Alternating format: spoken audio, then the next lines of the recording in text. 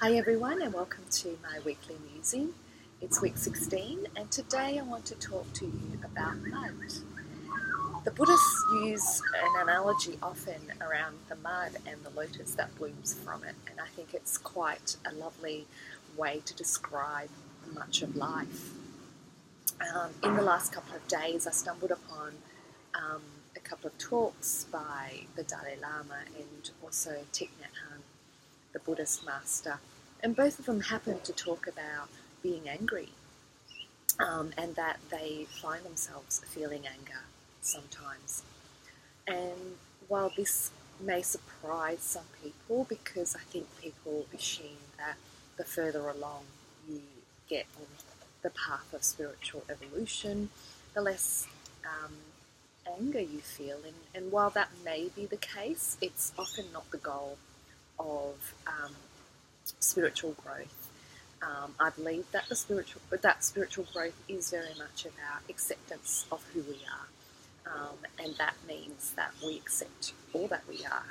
The good stuff and the not so good stuff. And often it is in the not so good stuff that we push away.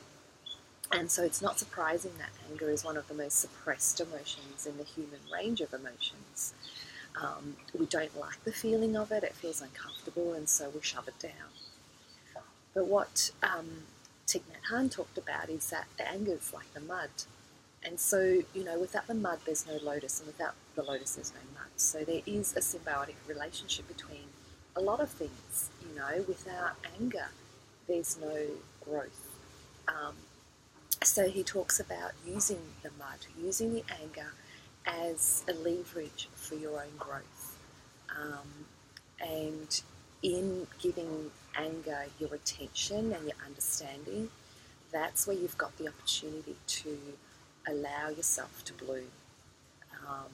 Whereas if you shove it back down, you'll be given another opportunity to do that.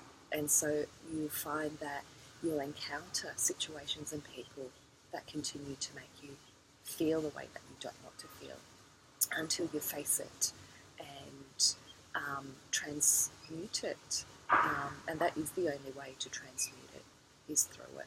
So play around in the mud, and I will see you again soon.